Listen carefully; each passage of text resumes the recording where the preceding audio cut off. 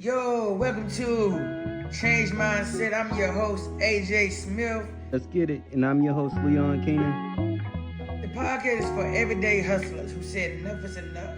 We're talking to comedians, content creators, bosses, risk takers who flipping the script and betting on themselves. And if you're ready to level up and get in your bag, this is your sign. Tap in. Let's get it, y'all. Change Mindset.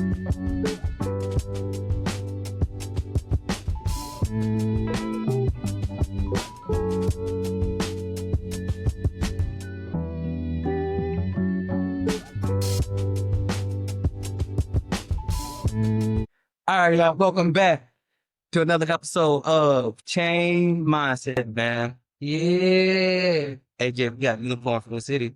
I know, man. A unicorn from the city. You know, they say everybody that stays in Charlotte ain't from Charlotte now, but I think we found somebody that's homegrown.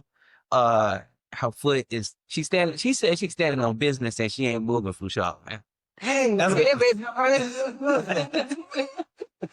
So we have, I'm saying, a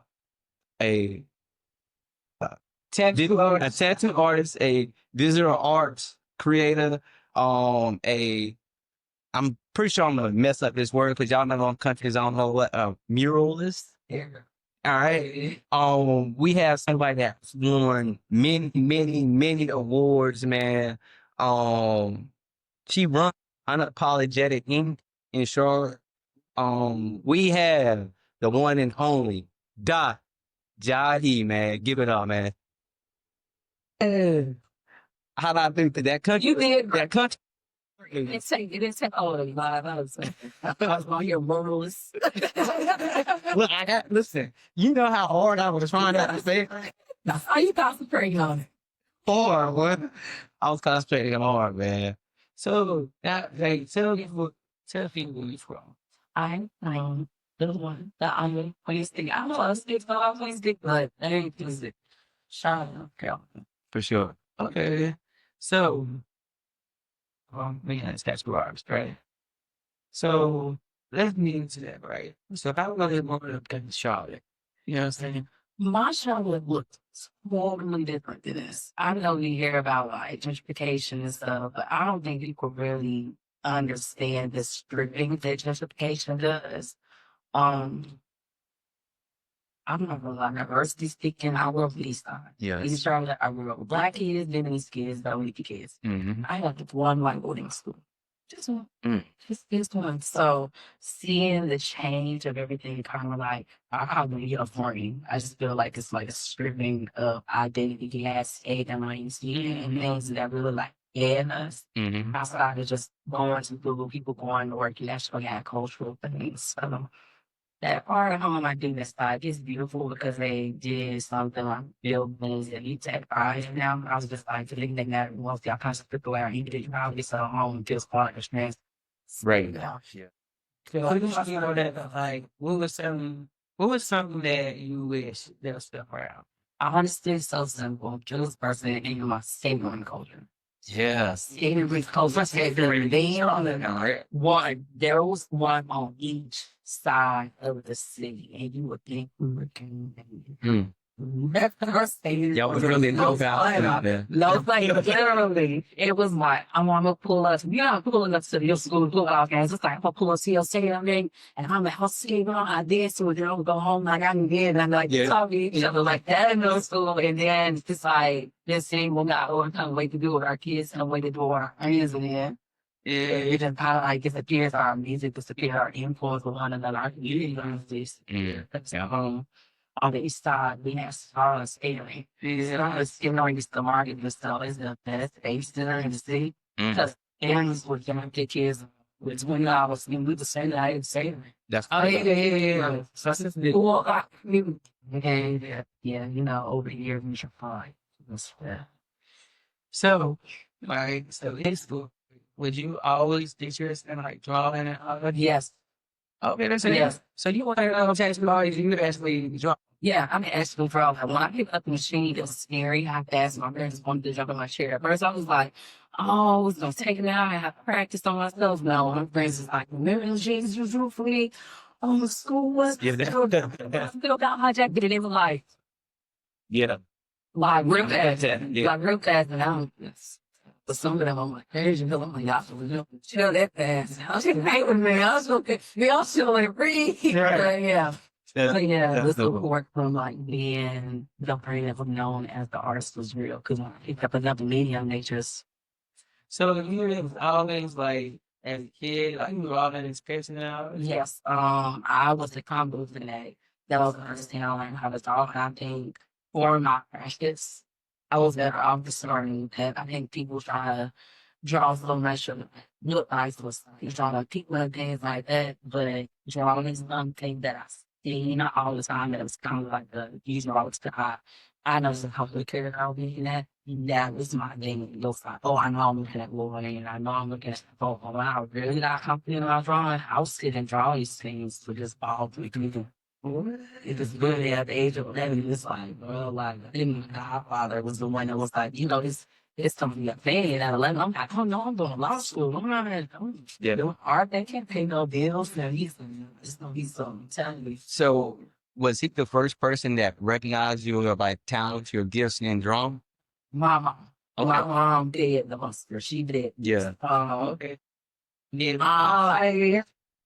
And my mom, my mom, it was the one that's throwing pencils at night. You done wore that pencil blowing pen. You was watercolor. Yeah. You go like airbrush. She was feeding your She was imagination. eating it. I think at the age of 9, I remember it was yesterday. I think this was the last silver shirt I had too. I got a Lee shirt painted at the mall, and for some odd reason, one day I put the comic book down and I hung the t-shirt on the back of the couch and still my sketchbook. And I'm just trying to read it. My mom was telling my shoulder, she's like, yeah. Oh, yeah. This is the thing. That's what's up, man. So dot jockey, right? Where does that originate from? Okay, so I made an artist name because I really wanted to choose a name for myself and my identity, but it also became like a thing of being able to separate the people who kind of knew me in the past, right? And what I was going to do in the future as an goal, as like things like that. So Dot actually is an abbreviation. My mom had a cake business at the time called Touche Steaks, and I was wearing this shirt. I was like, daughter of the chef, it was DLT. Daughter of Touche. Gotcha. And then my uncle kind of started calling me back because he was like, oh, you're the only girl and a bunch of boys. Yeah. And my mom is Marquette. And so he was like, that kind of stick because you're the only girl. So yeah, that's the NHIE. My favorite animal. I don't know what it. So you said it was like coming out of, like childhood going into adulthood. And like my question is like, how was that? What was your mindset? Because you say you wanted to be a lawyer. That didn't happen. Or didn't you could have still. Yeah. You know what I'm saying? Yeah. So tell us about that story and how like you went from possibly going to college, you still went to college, and then, not necessarily taking a route that everybody thought you was going to take. Because I know when I post, it can be like, Like, so what school did you go to though? My alma mater is in East Charlotte. Okay.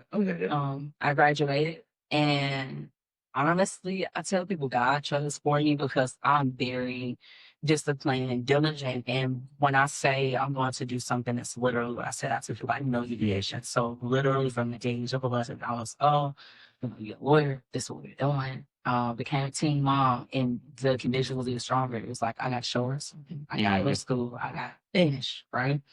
So somewhere along the line, the tattooing was just supposed to get a thing that kept money in my pocket. So I was like, hey, I can't be a book artist. And then I'm gonna get it. So I started meeting these people and helping people celebrate and heal through tattoos. And I'm like, oh, this kind of true.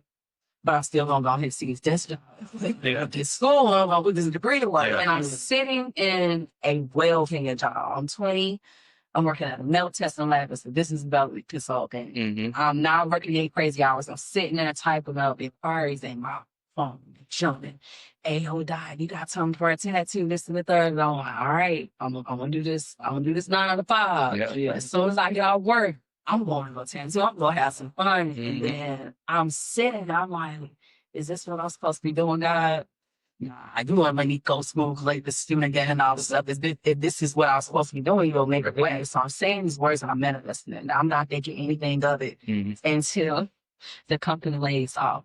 And maybe like a month later, I'm balling crying on the I was like, Mom, that was a great job. Like out the gate, like benefits and everything. What do I do?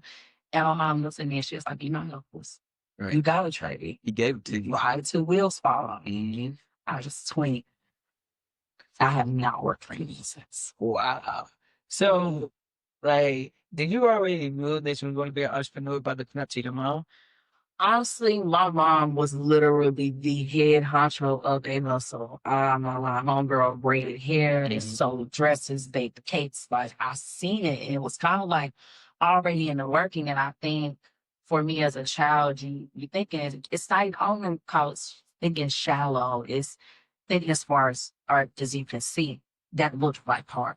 That didn't look like freedom. I didn't, as a child, you didn't see the mom can make her own schedule, mom can get the football games and stuff like that because she's an entrepreneur. Like things like that weren't said. It was just like, well, oh, my mom's a beautician. And it wasn't, I don't think people spoke about it so highly as they do now.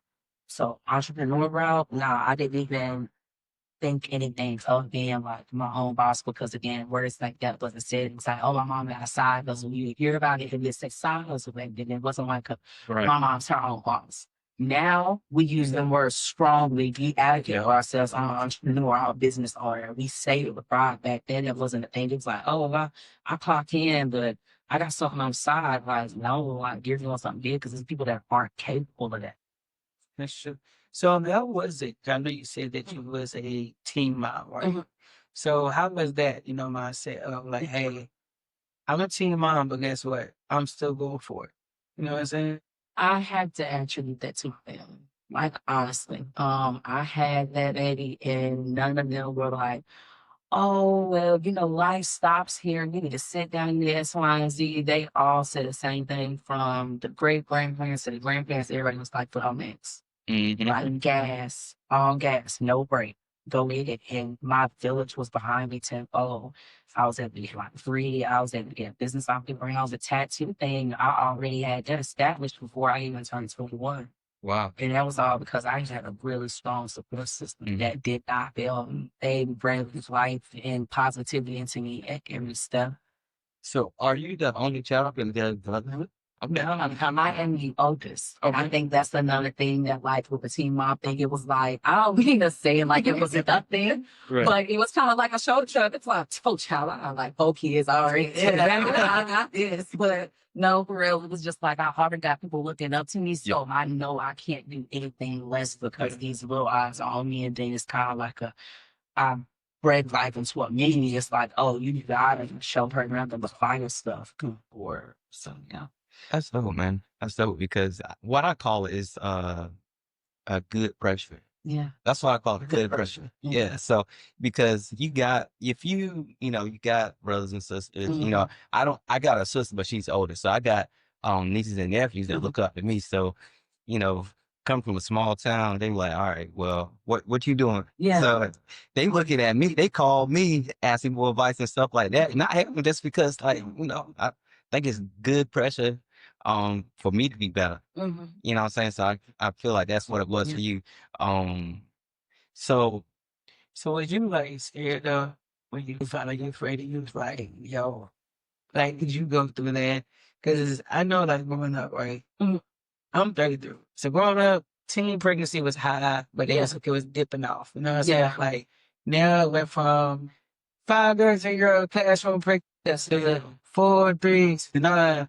So it's just like, did you feel like you disappointed them and then reassuring? Honestly, the disappointment was the thing that kept me high for so long. I cheered. Yeah. I cheered and ran track and cheered for 2 teams. So I was like the lead cheerleader in school and track. Like that.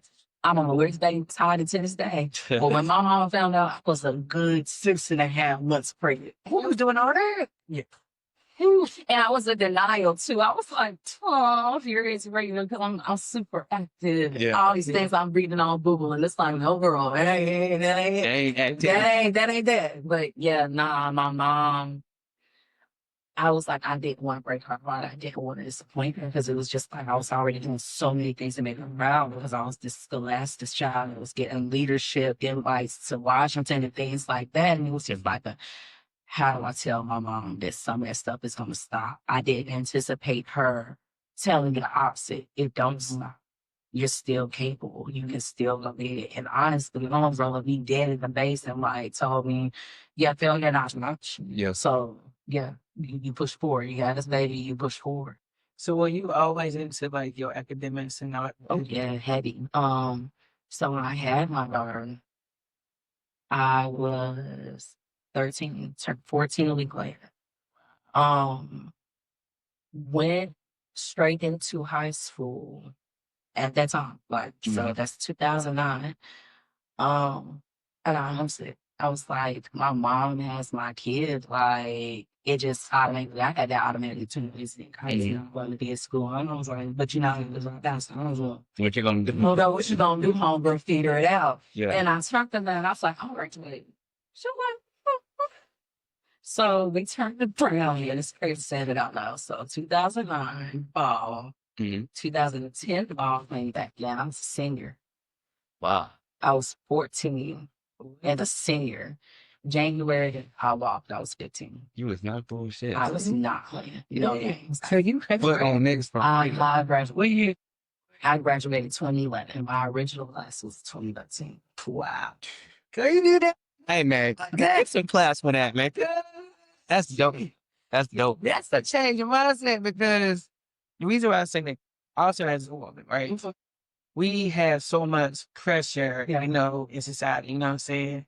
Especially with our community, especially when they try to compare black men problems with women problems, but I feel like as a woman and you birthing another woman, Yes. you have to show that guess what, even though mistakes happen, guess what, mama here regardless. I mean, did your big one on the And I told her from a young age, never think of yourself as a mistake. You were on this catalyst. Because had it not been for her, my life would have been, I feel like, very vanilla, very boring. I would have did the I graduated. I'm cheerleading, going to a university. There would have been no friction to make me better. What kind of that fire, that passion? Exactly. So you graduated fast, you know what I'm saying? You showed your mama like, all right, but you watch my big. Yeah. I'm not graduated yet. So what was that mindset, right? All your classmates in this school, and you just like this. Well, could you pop like a baby? So I did, and I got into UNC Charlotte, but yes, I got into UNC Charlotte off the rip. But my mom put good stuff in me. She was like, oh, girl, CPCC and UNC Charlotte share professors. So the general ed courses, go ahead, save you some money. That way you can still work and do your little thing. You still got a little freedom. And then you go in school when you were a little bit older. So I took a year off. I was 15 to 16, I took a year off. I took a little breather, taught her how to read, potty trained, did the things that made it a little easier for us. And then went into school, did CP for a year, got to UNC Charlotte when I was 17. That made my dad a lot more comfortable because he was like, you too young to be up there with all them. But he don't like that. Yeah. Your mindset got to be different because you actually put yourself in a grown woman position at 13. Right? I don't know if you just got some over Laser focus. Yeah. No, that's some real grown woman shit. And you 17 be around all these grown people. You can't even drink or smoke. Nope. I literally You couldn't even vote. I couldn't even vote. It was irritated, pissed off. I just orange peel and whatnot. I didn't say that. But yeah, when I graduated, me and my counselor were really close because he went to UNC Charlotte. Loved school so much. He was like, that's one of y'all. I love it here. And he was actually, I think he was 16 when he came to UNC Charlotte. Oh, wow. He was one of them baby geniuses or whatever. So he thought it would be funny. My last day of I think this was like persuasive marketing class or something like that. He was like, "I want to get the best joke." He was like, "No, your jokes aren't funny." And I shouldn't have said anything. He said, "Oh, you know you about to get a joke now." I was like, "Oh, here we go." So I go, I had that on my deal. He said, "What's funnier than a graduate that can't take a legal shot?" Nothing. I said, knowing how old I was. They was like, "What you mean you can't take a shot?" I was like, "I'm 20. They was like, "Oh, you be 21. I was like, in October." Yes, maybe the piss final opening joke. I was like, So how was it though? Like, did you go to the parties or everybody had yes, I did. Yeah. I went to school with smart people. I got a little boy in my pocket that had to get the ID. I was on verbal speaking and everything. Like, I was like, "Why ain't you tearing?" What you mean? You had to have some fun. See, America, this is why we got rules now with feminists. It's not always dude's fault. You just said, "Oh yeah, we should have a illegal ID." We smart, man. We smart. So be that thing. Yeah, I mean, He could scan and everything. You know, a autograph, chill and all. that's funny. So with your like artistic abilities, right? Is there anybody that was in your family that was artistic like you, or who could you say you got that from? Honestly, that's the biggest flex. All the women in my family can draw, and the men can't. Oh, So I know your daughter, she got pressure. You gonna draw, girl. Oh no, she picked it up. She picked it up all on her own. I had an apprentice at a point in time, and she's sitting, and I'm thinking it's cute. She's sitting on the floor with my daughter at my studio, and they're drawing. And my daughter brings me the paper, and I point to the lower skill flower, and I go, "Jackie, that is such a beautiful flower. Mommy's so proud of you." She goes, "That's not mine. This was mine." I'm talking about this flower's out of this world. I'm looking at my prince like, "Hold on, you must throw that drawing no way." That's great. I was like, "No." That's great. Really like something that it's always art has always first been a release. Mm-hmm. It's always been my therapeutic thing. It's always been something that the mothers give their kids to like stay calm, count your energy into something. And that's always has been. It's never been like a Joe Jackson. Like, "Oh, you go." Yeah. All that's women, we ain't about to stop now. Yeah. But that's cool though, man. So after you did the whole, you went to college, graduated 17, you did started on an apprenticeship. What was the mindset of like, matter of fact, not even the mindset, like when did you figure out, because you said job laid you off and everything, and hindsight 2020, that was one of the biggest blessings of your life, right?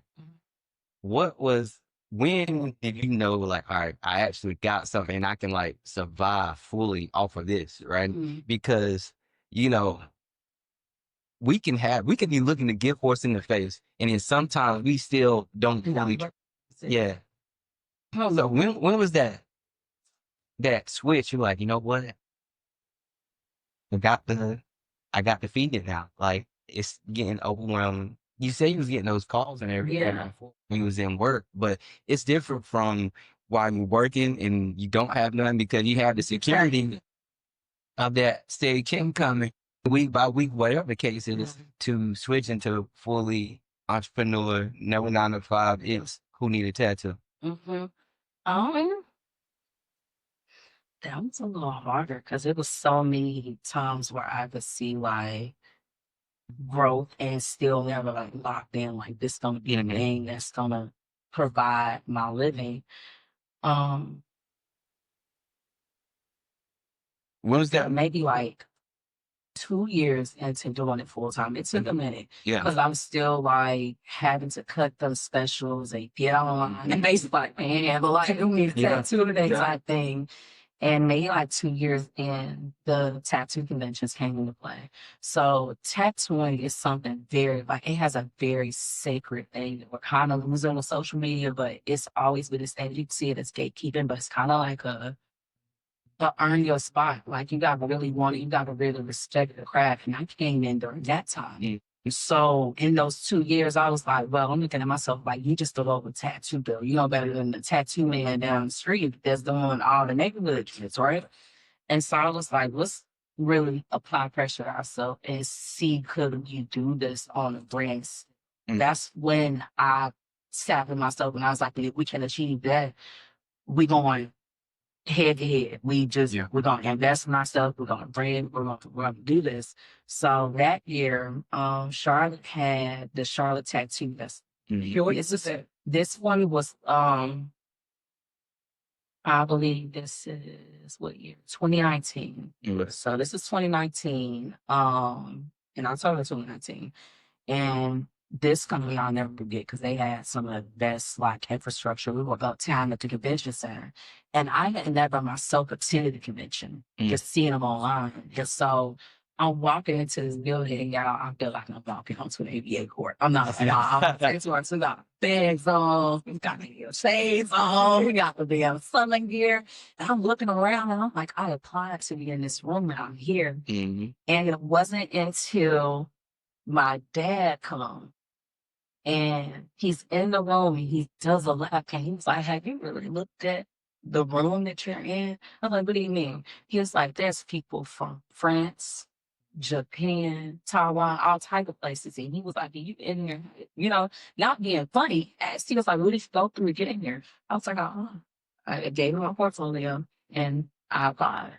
And my group mate at the time, he was a random guy from, I think, Minnesota. And he was like, looking at me, you're super young. Like, he was like, my first convention, I'm standing here twiddling my thumbs.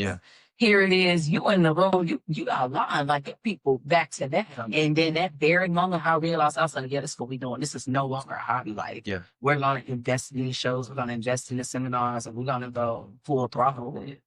So, what is your technique? Because I do know like the tattoos, right? Got your black and white, you know what I'm saying, you're gray. So, what is your like? Is you more so into color? Like, how did you get into?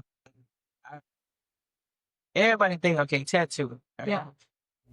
Is different tattoo on a dark skinned person than it is a light skinned person? And then you got different tattoo people that, hey, I don't specialize in this. So how did you double down with your niche and say, you know what? It says my niche here. If you ask me, I still don't feel like I have a niche. Even though people say they know my work, like when they see it. I still don't see it, but everybody else does. And I think what the niche is consistency, if that makes any sense. No matter what style I reach for, I feel like there's a way I approach everyone's skin. I approach everybody's skin the same. Like a lot of people don't notice just how diverse my portfolio is. I'm tattooed. White Hispanics, dark Hispanics, all shades of black people, white people. But when you go to look at my page, you don't see skin, you see art. And you see consistency of it. And I think that's what draws people out to it. But in answering that, I approach the skin less like it's skin and more like it's another canvas though. So I don't think of tattooing as needle to skin. I think of it as, okay, well, this picture they're requiring me to do, I'm going to treat the skin like this pen paper. Or, oh, this has more levels and more dimensions. So now I have to think about it like it's an oil paint. Oh, let me layer this so this is a pretty. What sort of mold is that? Yeah, it's like a pretty soft flower and stuff. I think about it in levels of art as opposed to, oh, I'm just tattooing. That's crazy that you said that because you just had a full circle moment when you were saying like your mom fed the beef with the water color and stuff like that, right? So how do you push the envelope? Because do you freelance as well? Yes. Okay, so how do you push the envelope of developing new tattoos? And because some people obviously they come in, they have an idea, but how do you push the envelope of putting your spin on it and being that creative that you are? So that's something that came with like years of just being good to my clients. They started trusting me in different ways. Like they won't keep putting me in the hot seat. It was like, I know this is dope or this is what I want. And he starts seeing things like, but I was just trust on God, give it this, but give it how you would do it. And they actually put me in the hot seat. So now, not so much steamrolling. I'm very transparent. When people come book with me, I'm like, this is just the reference. But you're coming to me for art. Because if you wanted this exact tattoo, you can go to the person who did this exact tattoo. come over here. We're going to get together. We're going to take this composition, dissect it, and we're going to make it our own. And I'll put every single tattoo.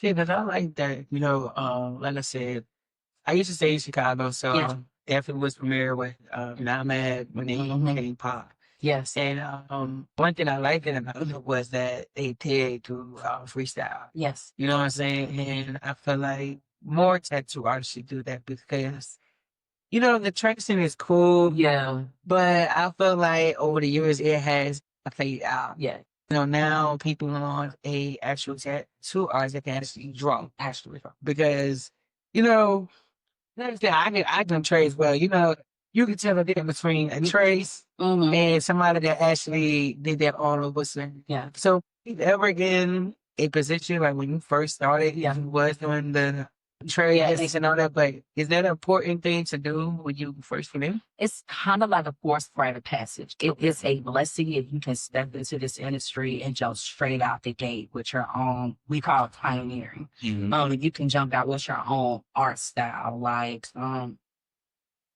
I have a few friends, they pioneered, like they are those artists that use their platform to develop their art before they picked up tattooing. So their people would come to them specifically for their, and it's so, I feel like it's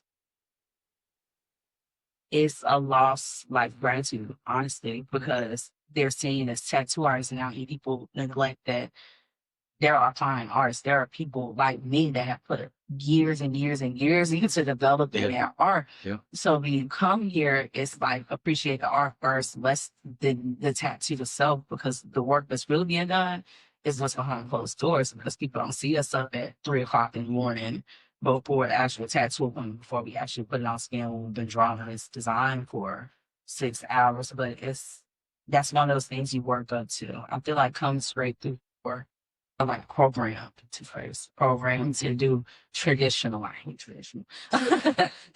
It's things like I know some people went through these weird apprenticeships where it's called 100 Roses, and I'm so grateful I didn't have to do 100 Roses because I never get another list again.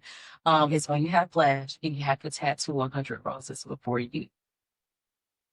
Yeah, I'm like, Jesus Christ. Some people call it 100 roses or 100 flashes. And I'm like, honestly, they don't take all that. Because all you're doing is tracing. You're not teaching them any ingenuity. You're not making them explore the creative side. It's like, I'm going to teach you uniformity first. And all we're going to do is flow. We know from experience, lines don't make the tattoo. They don't make the tattoo.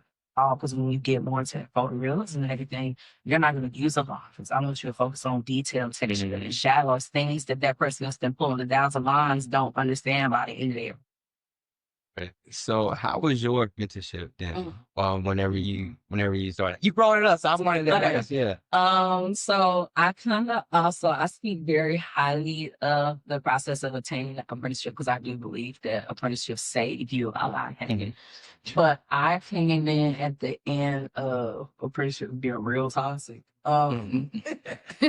So I'm gonna try to be cute. Well, you got that time. If you know what's about, how do you reach out to? Okay. Y'all just drawing. No. We talk about people taking advantage of people. People stealing people's art. We do. I was going to ask about that too, but I want to let you finish with this. Yes, because it's probably going to answer it all. So when I started, he said what? I thought it's a fake one. Oh no. So when I started looking for an apprenticeship, it was my sophomore year. I went to a shop. Yeah. And the guy basically was like, oh no, the type of work I have before you can't go to school. I'm like, so you want $2,500 every 6 months. I'm not allowed to work. You want me at the shop. I'm going to be cleaning for free, building needles for free, prepping your designs for now that's how you have organic. So I go to the next job. And the guy was like, I could work with you, but he was like, I can't work with you in school. Pick one. And me determined and diligent. And I was like, no, I'm like, ain't no way. You can't tell me I can't. So now, whatever. So I get up under a few of my cousins. She has a shop. They had a shop. They was just wild party with us. And I'm looking at them. I'm like, okay, I picked up the basics, but I know I'm supposed to be learning more than just the act of tattooing, right? Yeah. I'm supposed to be learning client management, how to keep clean shop, stuff like that. Long story short, they was going some illegal stuff and their shop got closed. So little Birdie got pushed out the nest on her own. Yeah. But grateful to going back to being an artist. Yeah. I was able to flip that switch and say, you're doing nothing different than picking up a pen and a paper. A spray can. The tattoo machine is another tool. You know how to create art. Yeah. So read all I could and finished my own self-funding. Okay. But yeah, back to the still an art.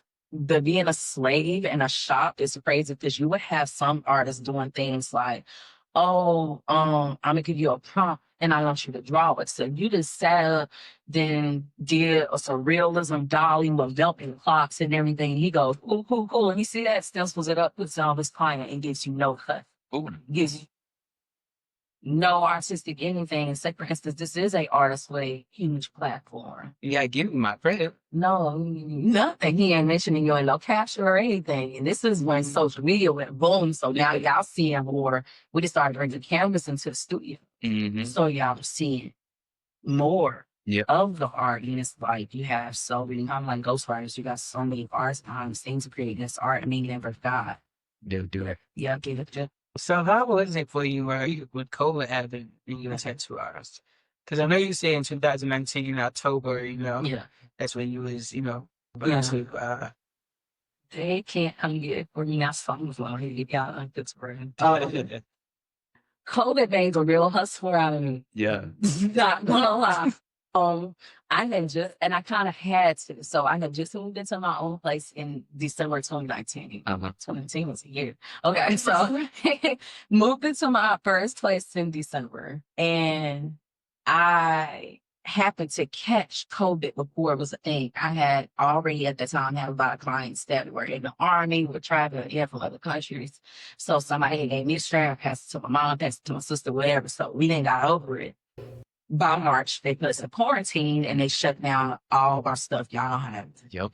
And I'm like, these bills still gotta get paid. Gotcha. But in doing this, and I'm in the place, I ain't got furniture, I ain't got video, I ain't got nothing. And I'm looking around and I'm standing downstairs and my place is like open floor. And so you come in the house, you got stairwell, kitchen, half bathroom, and then just open floor. No walls, no doors, no nothing.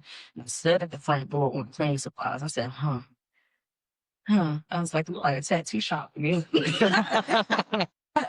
so I proceed to order all the websites I can. Yeah. Put sandwich bags, folded doorknobs, and I created the system. I was like, y'all can't touch nothing. Got plum finger. You pull up, you tattoo your mirror. Yeah. I open the door for you. I close the door for you. I'm wrapping the doorknobs to the bathroom and everything. When you leave, there's hospital break, clean going down, and I'm bringing the next person. I was literally staying off stage for having a treat in my house. Like, and we had a friendly neighbor that cracking a come to the backyard, and I was booming out the house so crazy. Then he started greeting people. And all of a sudden, you have a donation. I ain't gonna tell nobody you drink some water. Bruh, chill. Like, chill. And then that moment, I was like, yeah, we really, COVID really made us start because I didn't stop. Because I was like, what do I do sitting in the house for 3, 4, however many months, because we didn't know. However many months, letting this stuff pile up.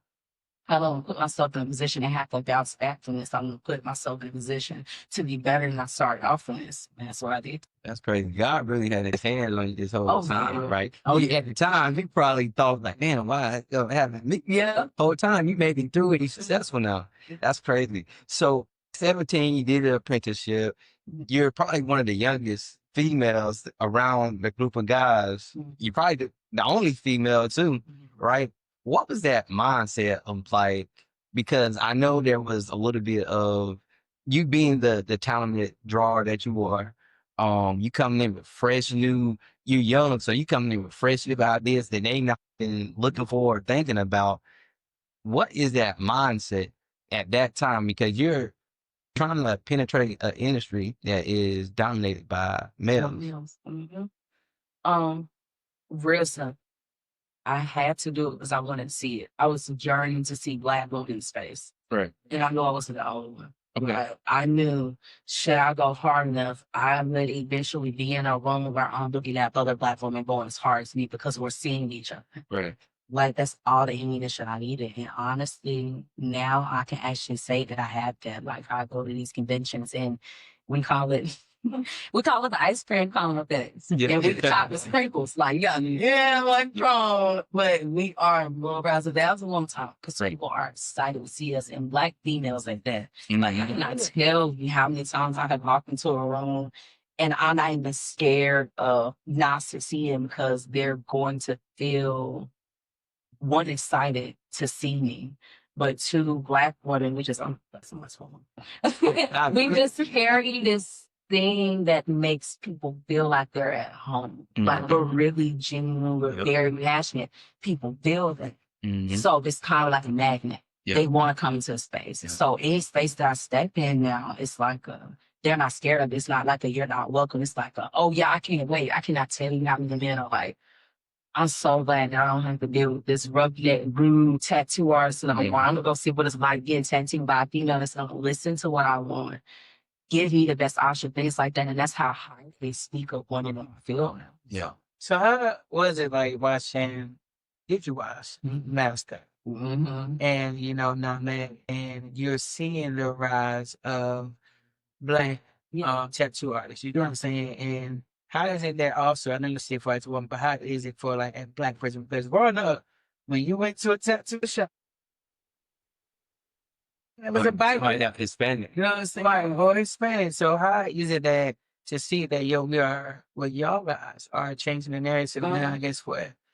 You don't get a tattoo now, sister and a brother. Yeah. So how is it that, because you was part of that uprising too, how they actually, that was the gasoline in my fire. Like seeing people turn on Ink Masters, seeing Bay Rich, seeing Bangs, seeing Danger Day, and being able to grow. Like truly, I'm young as hell in there on TV. I'm 17, right? And to be, was it 2 years ago? That's May Rich, Swiss, and them have a org that they facilitate and created for us. It's a space called like Tattoo Experiences. So we're down in Miami and I'm thinking, okay, I'm just going to this conference. I'm going to network a little bit. And those very people that I watched on TV are starting to see me. And you'll imagine I'm geeked. I'm geeked up on what you mean, you know me. Not a handshake, a hug. Oh crap. Like, so it's like I did right. Like y'all, I still to this day, because I don't fangirl, everybody's human, but I just hope that at some point that they realize that y'all doing something so that looks so small, that's big, that's scary. You put yourself in a room of people that don't look like you. Yeah.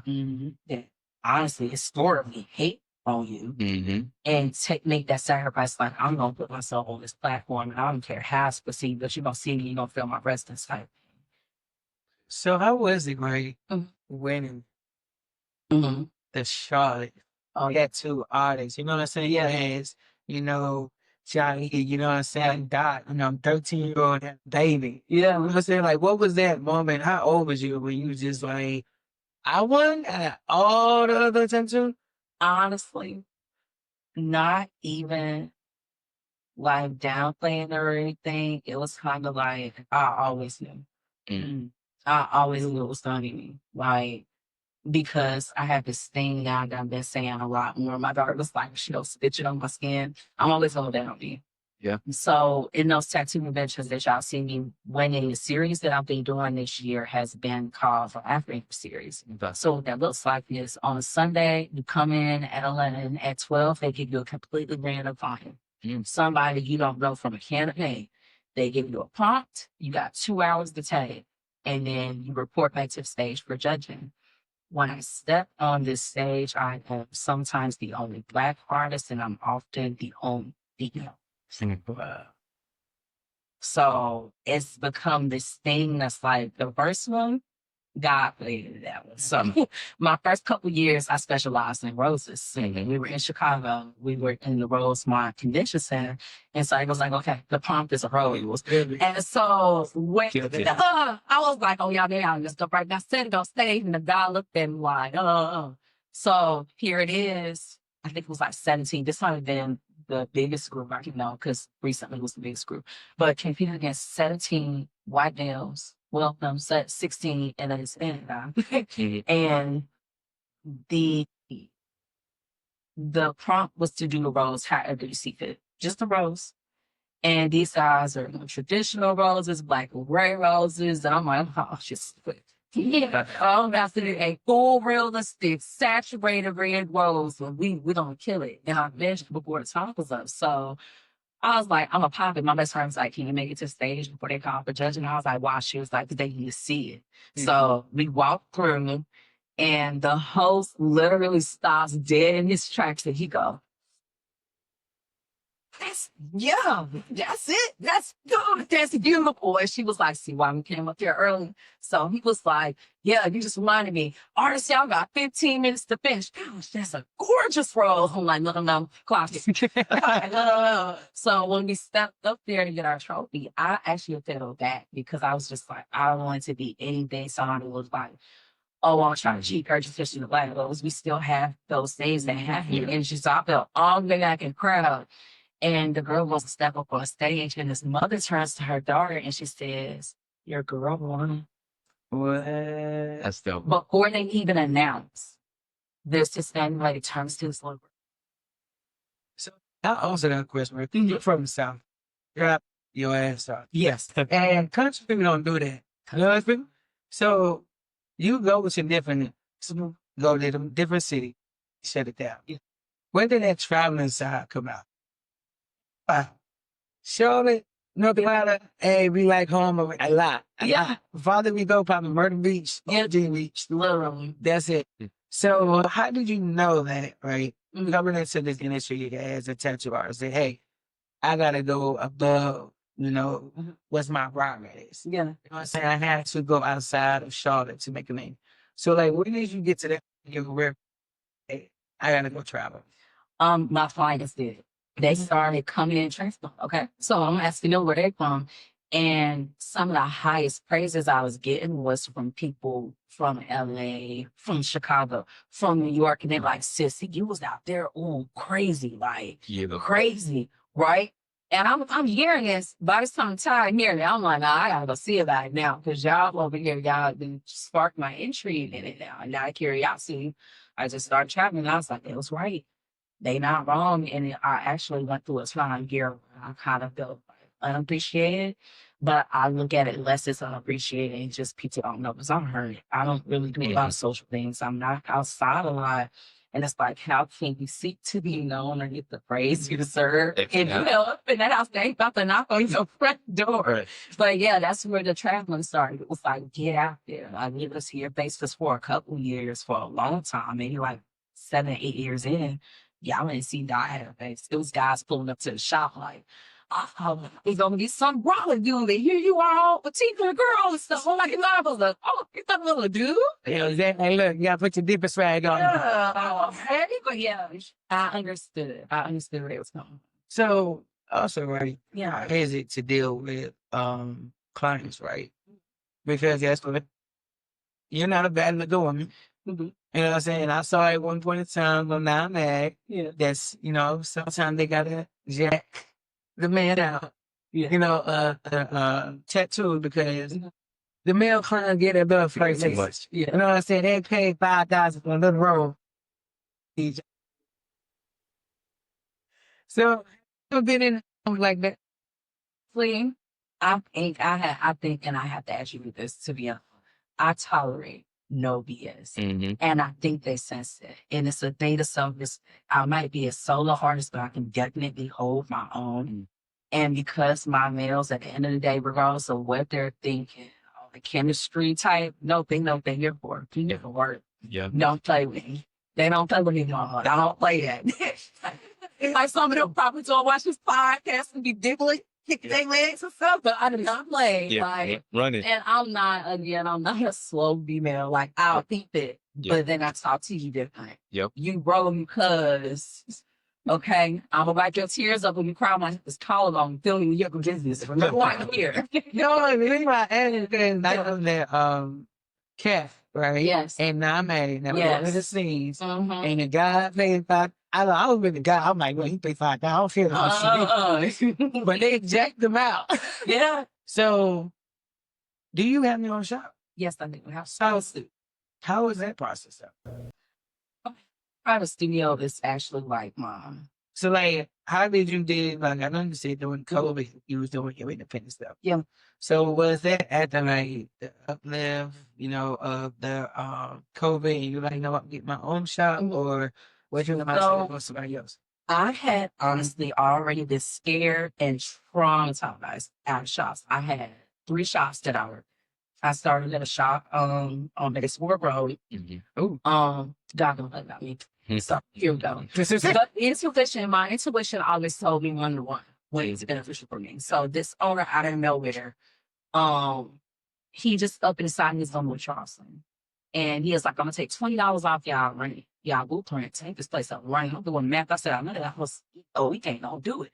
We need tissue paper, we need cleaning supplies, lights need to be paid, stuff like that. But always thinking like that. Now I'm looking at all these wrong people like this don't seem suspicious. Right. No. Okay, cool. So I already started planning my out. I was like, I don't know, y'all. This ain't seem right to me. So maybe 2 weeks after I leave, my homeboy pushed the door open and I go, oh, where did bitch go? And he pans and the guy has came to him. The computer out of the shops, he has taken the furniture, 2 boxes, the everything, and left everybody's stuff sitting on the floor.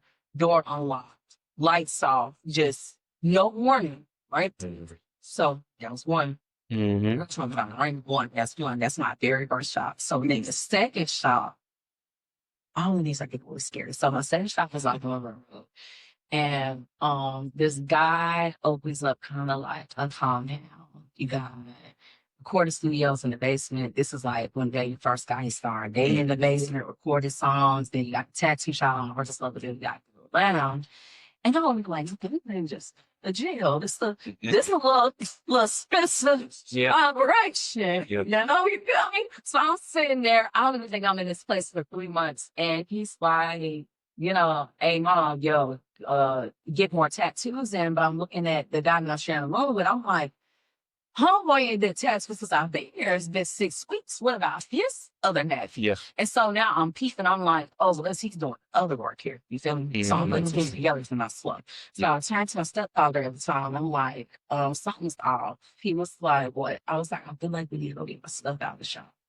So I go get my stuff out the shop. Not even a week later, they in there shooting all type of stuff. Or we can't get at the beds have padlocks for joint. And the other art stuff is locked up in there. He's like, sis, I'm trying to figure out I'm doing stuff on my break window or something. That's the only way. Yeah. If once they padlocked it, that's possession, right? Yeah, it is. So that's shot number 2. Damn. And then the one that took the cake.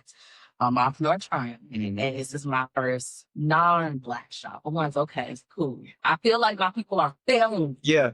I'm going to pick up like the hold your own in a white shop, I promise. So I'm in there working with a random white dude, a Mexican guy, and it's a smoke shop at the front, so 2 Middle Eastern guys. And I'm like, oh, this is cool. This is our Triumph. I know where for the university. This is straight. This is going to be a good gig. Maybe like a month and I'm tagging and we have these little half grounds set up, right? And I was just and the owner comes over and I just hear chopping. Yes, Doc, so what you going after work? We gonna I'm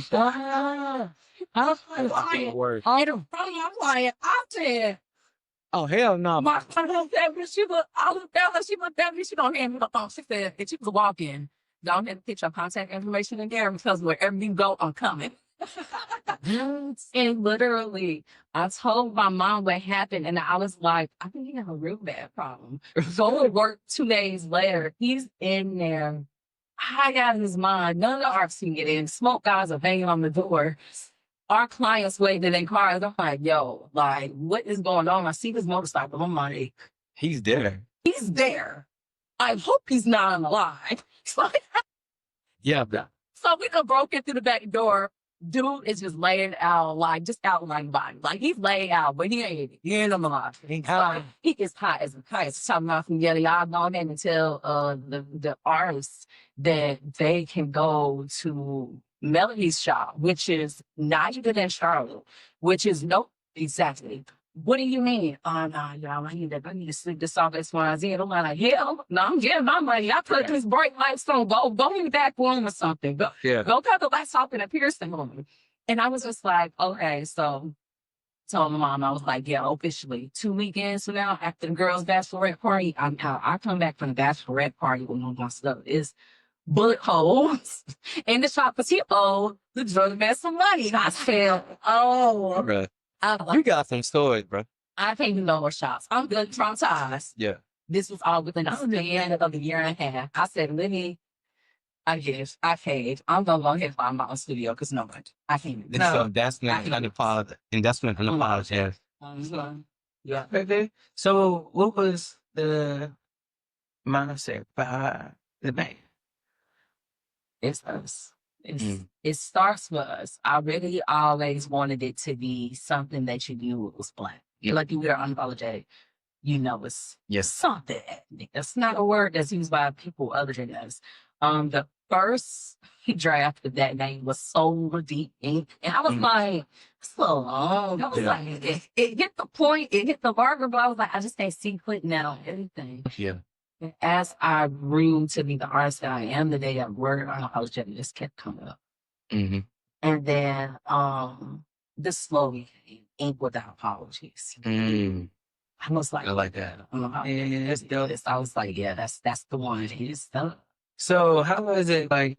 Was it hard getting your own shot? Because I know you gotta, mistakes, improve, and all that. So like shortly afterwards, how soon did unapologetic start? Like how? So I started. I'm a big believer, and then I think you don't see this a lot just because of social media. You see people make these big leaps. You don't see the middle. You don't see the middle work at all.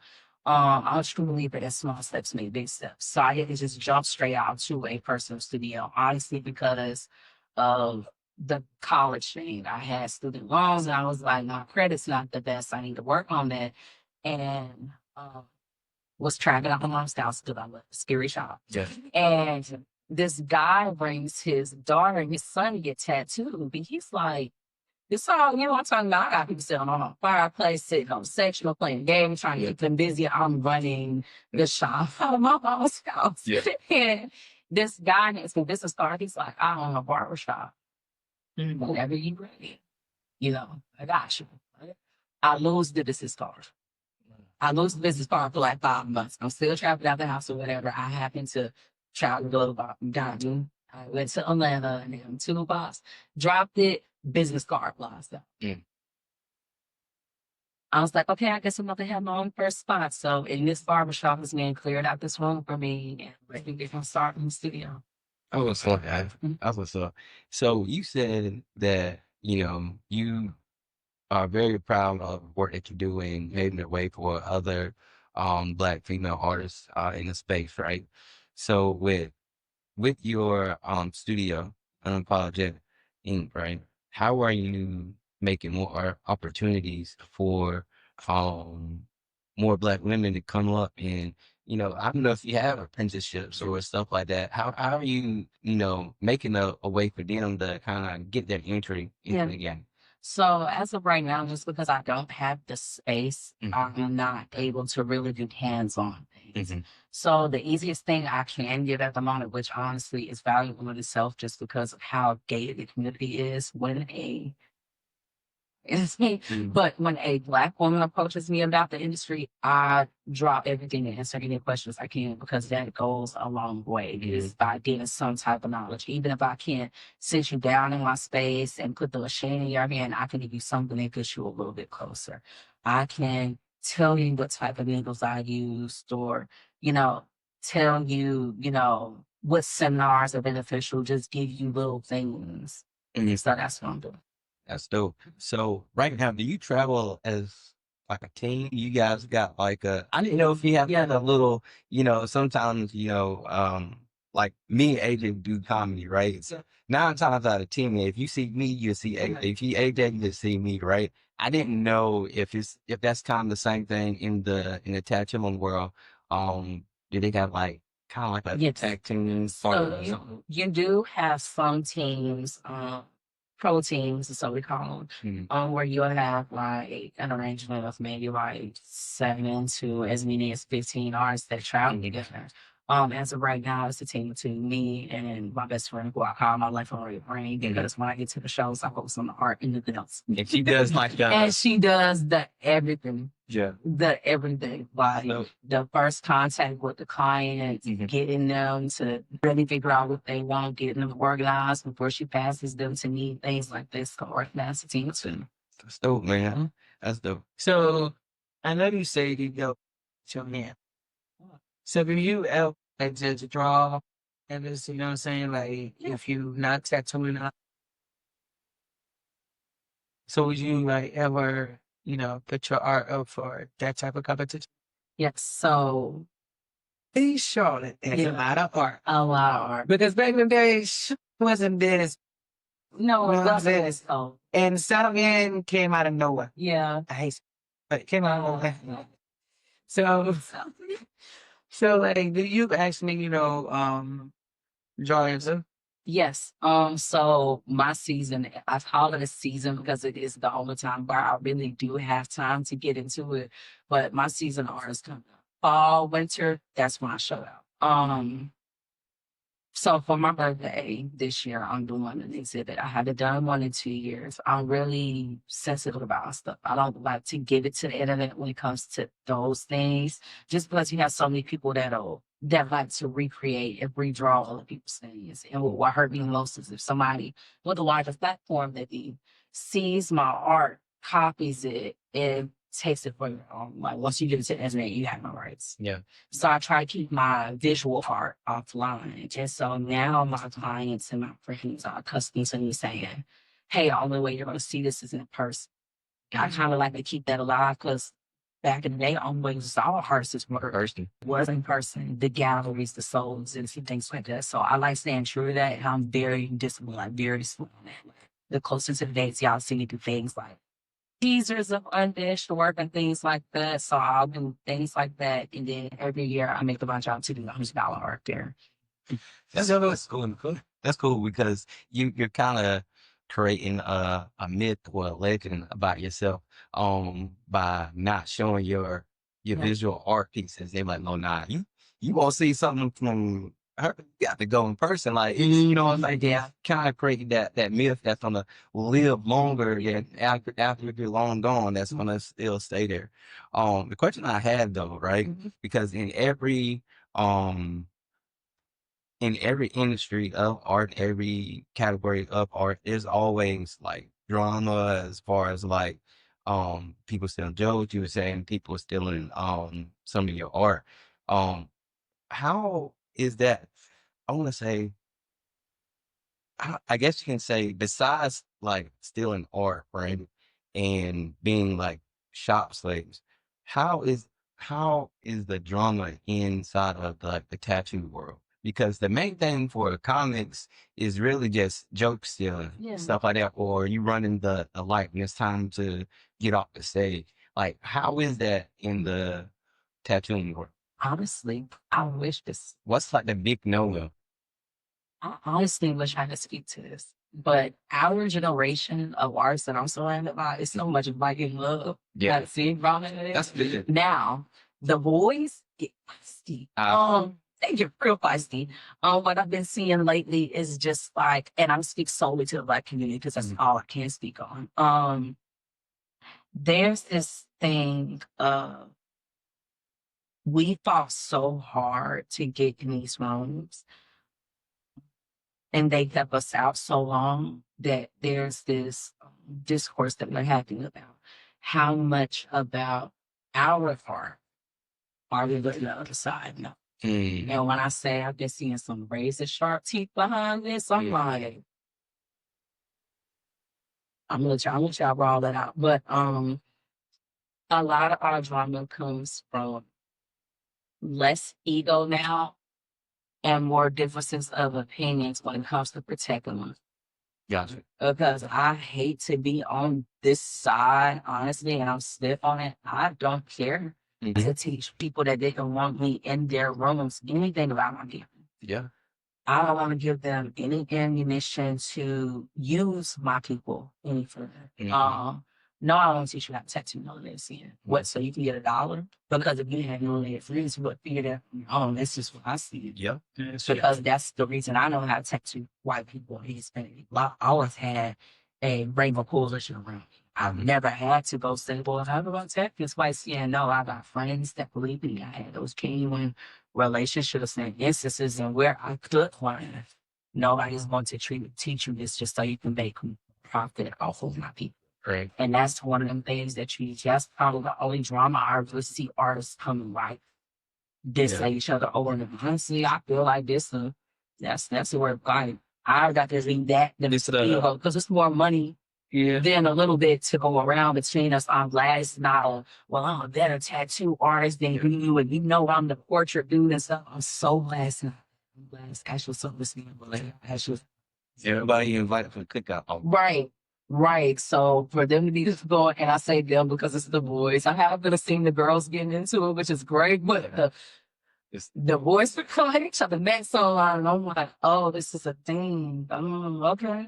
All right. So is it ever like, because I thought tattoo, because I'm just watching on TV, because I'm just a fan. I love tattoo. I thought it was just y'all just partying bullshit. No, you guys said it like, I just wanted to be a tattoo friend because it's just like, at any moment, especially in Chicago, any moment, a tattoo shop could turn into a party. Yes. You know what I'm saying? So, seeing that person, to date and then protect. Or it is based on the trip.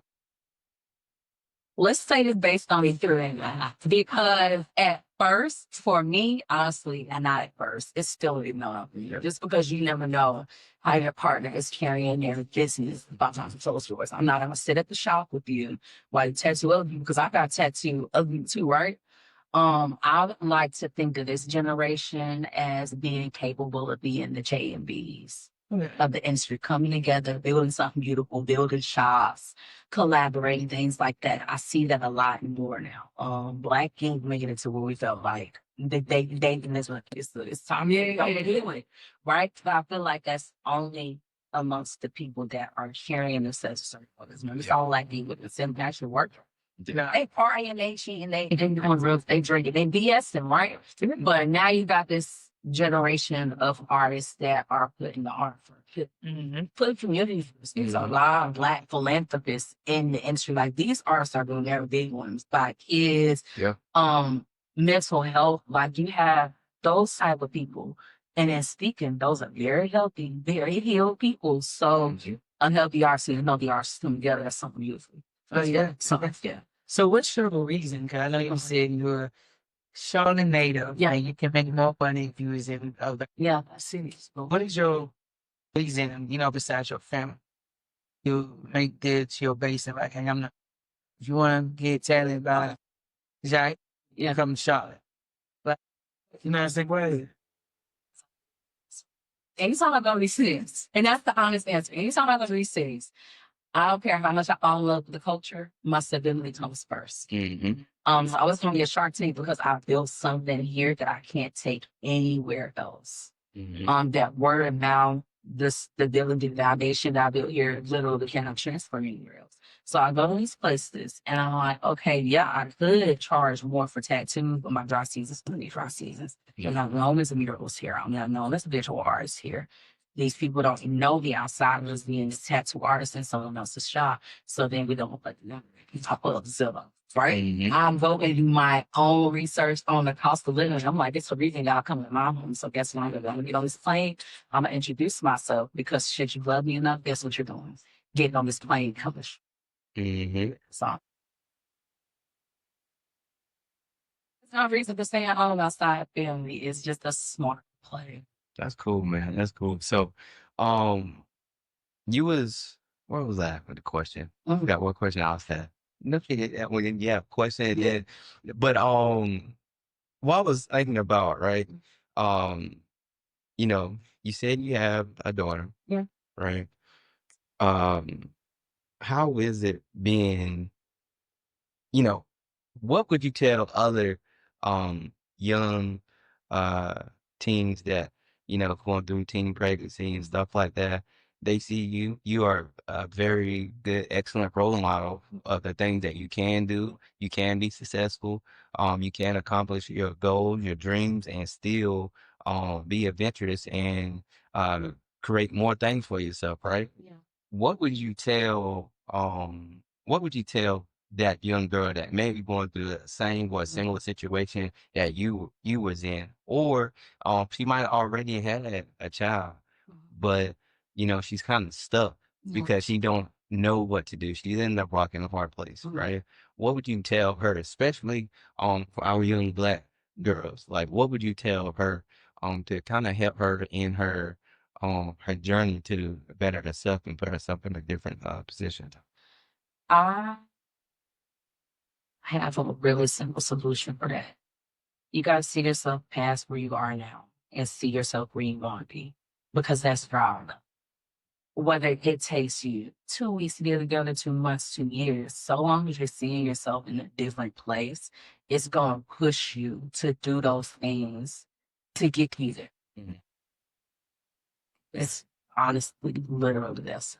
So how is your support system? You know, been killing it. You know what I'm saying? Like, what are your pops, your mom say? Like, wow. You know what I'm saying? Like, do they ever be like, or do you ever just step back and just look at your journey? Like, wow. You know what I'm saying? I have been doing it a lot more frequently. Like, honestly, to today, I have to thank y'all for this. A lot of my clients are like, you need to really get out there and tell your story because it's so motivational. Like, I can't tell you how many times I talk to somebody and they like tear up and hug me. They're like, "Come here real quick. Like, let me just hug you. Like, oh my God, you know what you did?" And for a long time, I looked at it like that was my only option. I didn't look at it like what I did was big or impressive. It was just like that's all I knew how. That's all I see myself doing. I looked around in a certain age and was like, I don't want to be another new girl that had babies by a drug boy and all this. Oh, she was smart or she was talented. I never wanted that to be me. I always saw myself past that. So yeah, I recently just started stepping back in myself. Because my family has always gassed me up. Like, this probably the most irritating thing, worse thing.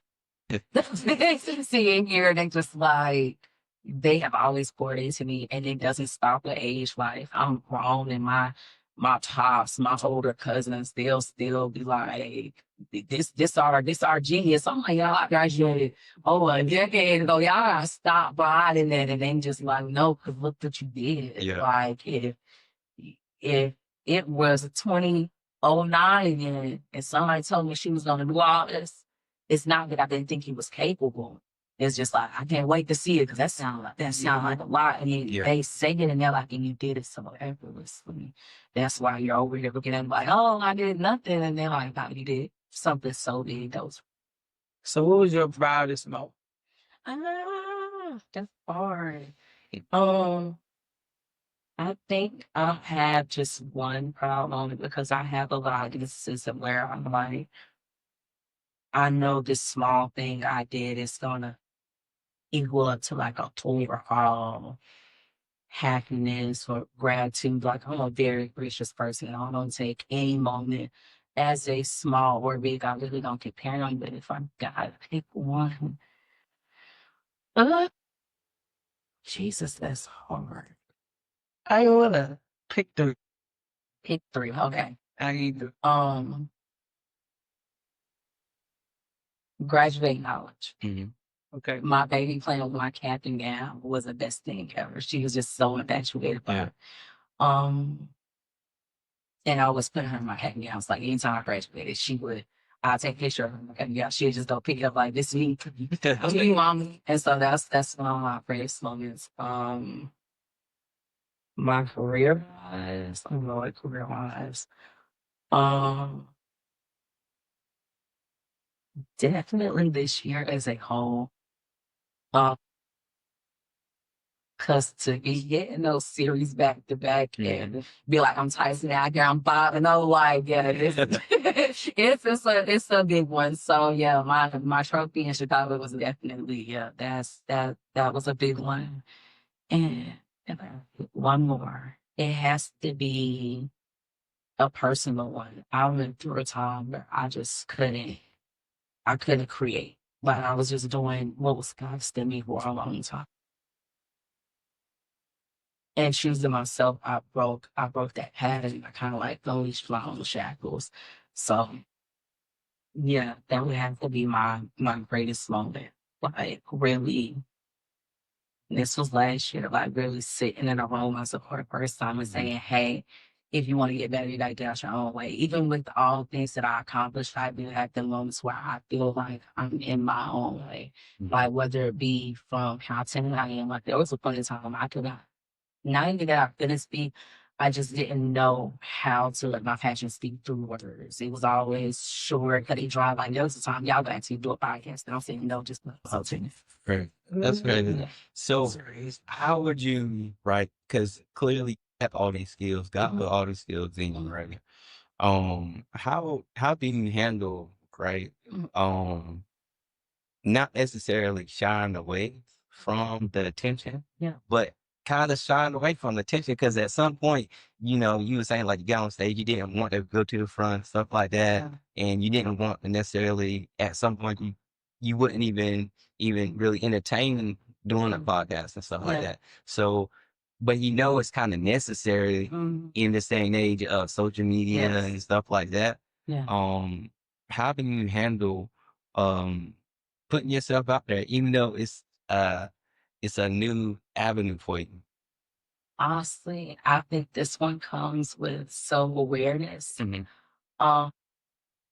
It's been easier for me to step out and not shy away from things, the more comfortable I become with just being my authentic self. I think there's so much pressure on thinking about what people want to see or how people want to perceive us. And that's the thing that makes us nervous to certain places, right? So as I became this more apologetic version of myself, like, you don't take me as in sweatpants. I don't like combing my hair. I'm not a makeup girl. I'm just going to get up here and do my thing. The more I started really living in that, the shyness kind of work away. Because it's like what we really scared for. Right. We're just walking around type thing. So thanks. So I got a question, right? Yeah. You from Charlotte, a lot of stuff changed. What is your top 3 restaurant? I left in 2015. We've been trying to find it out. And I asked every Charlotte person to come on here because there's a lot of people that ain't from here, including me. Yeah. I'm from the Boondocks and I know where the goddamn good chicken spot. Yeah. Okay.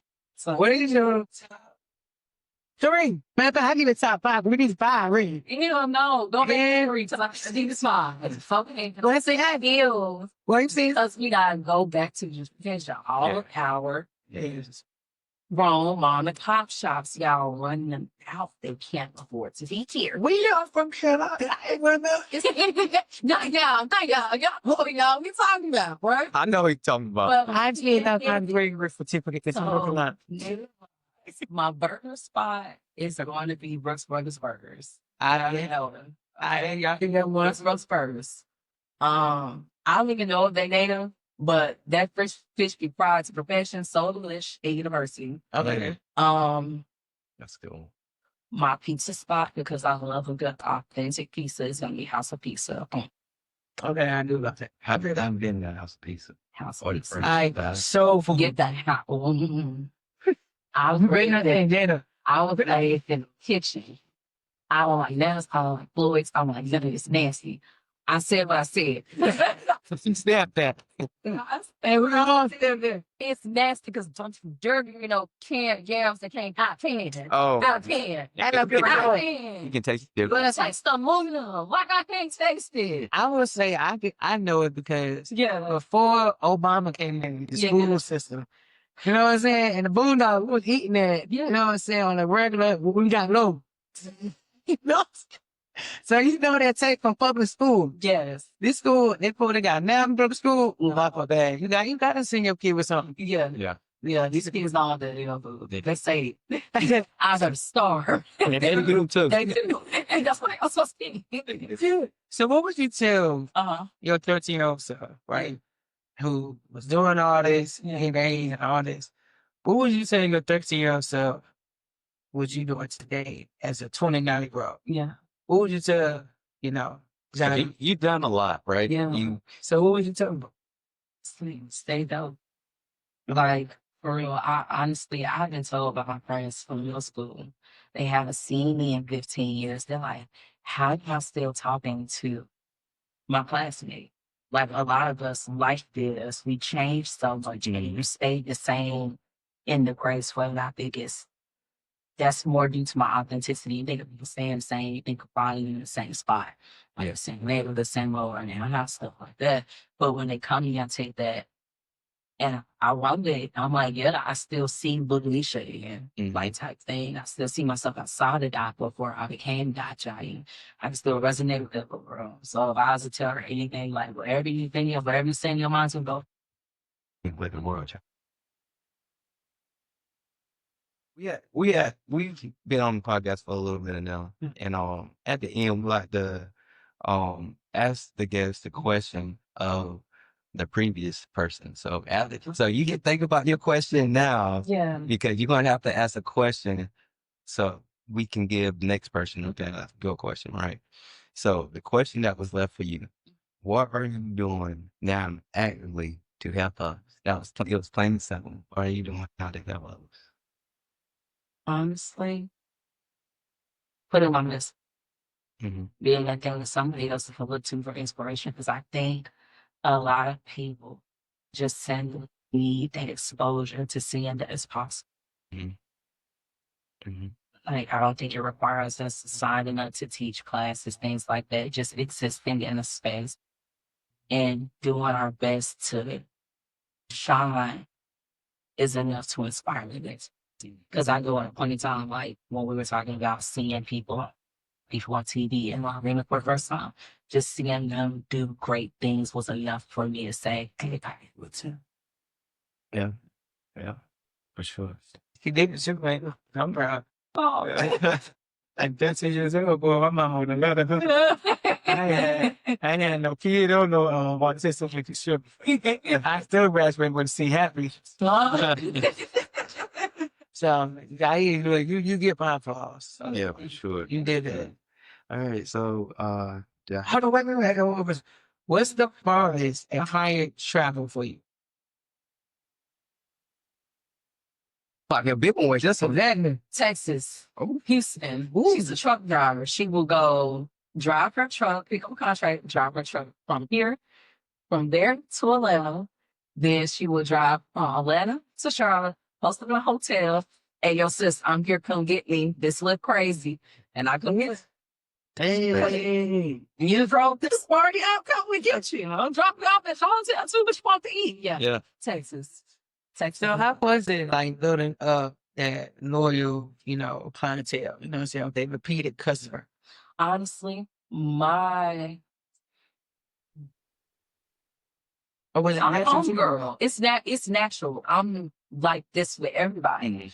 And I think just that in feeling like home or feeling like they're coming to see family, it makes your clients more to come back. Like I tell my clients all the time, like to some people, they like to draw a hard line between their clients and their family. Well, calling them a friend, family, things like that. But I'm like, at the end of the day, I'm going to feed my children, my child, because of my clients, because of my family. Like they done watched her grow up. She turned 16 and they over here tearing up.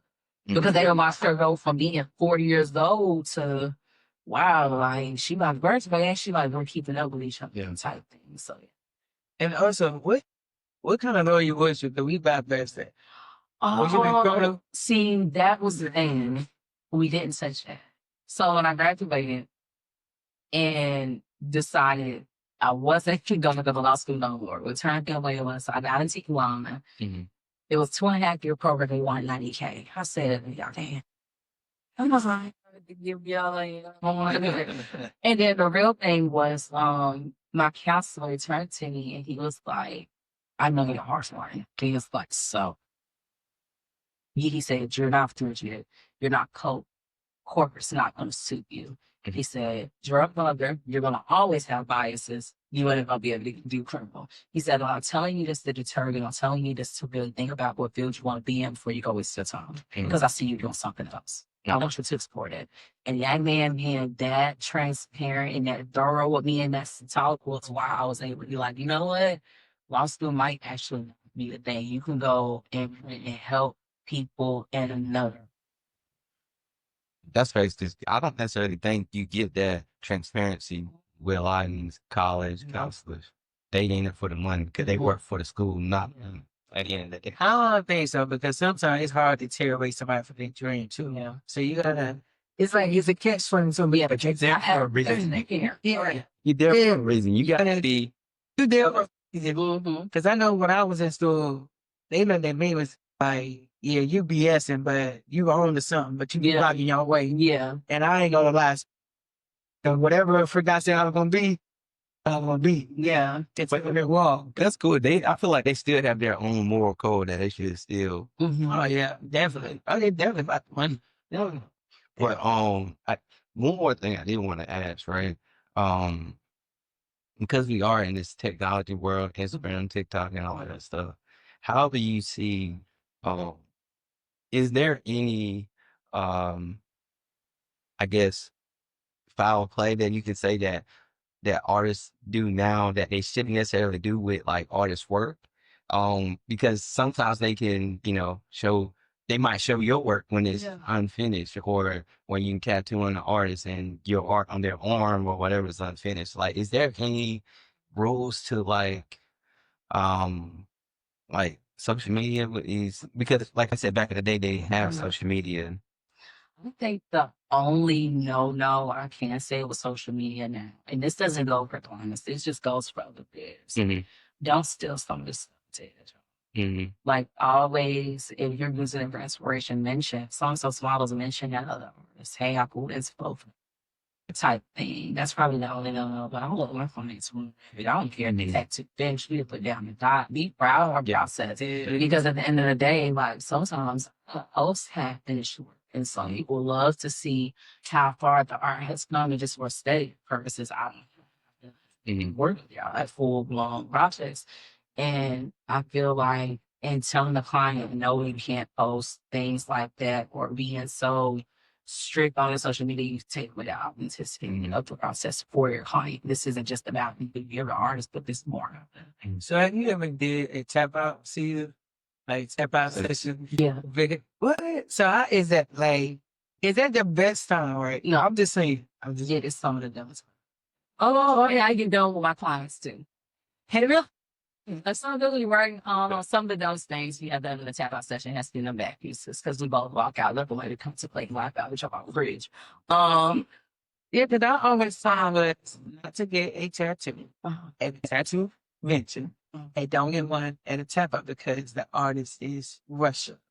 So no, I was told that there was like little tactics that I'm tired of this. I'm like tired of this. okay, Let's so go. that's the opposite. Okay, so and then for that reason, I don't call my sessions tap out sessions. I simply call them 4-day sessions. Okay. We do what your body will allow. Mm-hmm. Because just because you ain't tapping out mentally, your body over here shaking like you're standing in church. If it can't keep going, Yeah. you're not listening to your words, I'm listening to your body. I'm gonna put your goals first. Yeah. So yeah, no, I need to turn tap out. I'm gonna just So how do you feel about it? Okay, all right. You more question. How do you feel about kids, right? Or just get them out of tattoos, like things and the future and all that. How do you feel about that? Even though you a tattoo artist, you got your money. yeah. Would you never tell your client like it's no more space? Like this is I'm gonna be honest. because now I see now they people now they tattooing over the tattoo. I'm like, Yeah, I don't know. I got some proof about myself. I don't care about the money. I'm not putting my name on certain stuff. Yeah. I take a certain pride in my work, and I take a certain pride in my clients. And no, I'm not letting you do that. But you get mad all you want. Go to the next person. You'll appreciate it. If you can listen to my don't still go do what you want to do, knock yourself out. Yeah. But yes, that's true. We don't even treat people like that. Right. So where do you see yourself and Unapologetic Inc. in the next 5? Next 5. So the goal is to be full throttle in a mentor position. I will still be tattooing and my search possibly 3 days a week just because I want to have had my first class of my mentor. Go, yeah, that's where I see going on with it. So y'all be So you hear wait, women out there and young ladies out there, man. Y'all be on the lookout. so wait, wait. How often should a person get their tattoo after the years old? Because I saw you post, and I did this tattoo 3 years ago, 2 years ago, Mhm. and so on. How often should a person, over the year get that, to make them get to stuff? If yours is not cutting there and they're applying the ink at the right trajectory and the right layer, none of my tattoos have been touched up. None. That's how you should probably, because you was just like, yeah, look at this, look at that. Just as a dark person, right? It can look good right now, and and our skin Yeah. takes it, different. Yeah, how you like that is fading. So, like, is it a technique?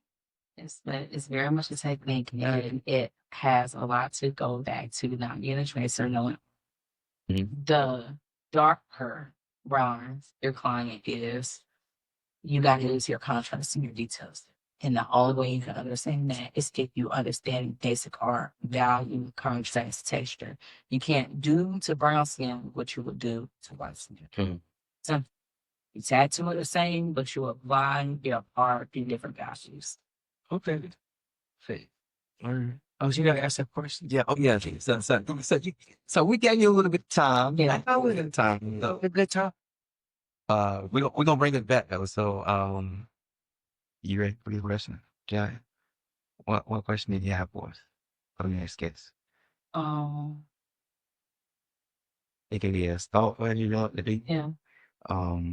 We interview Oh, different types. broad people.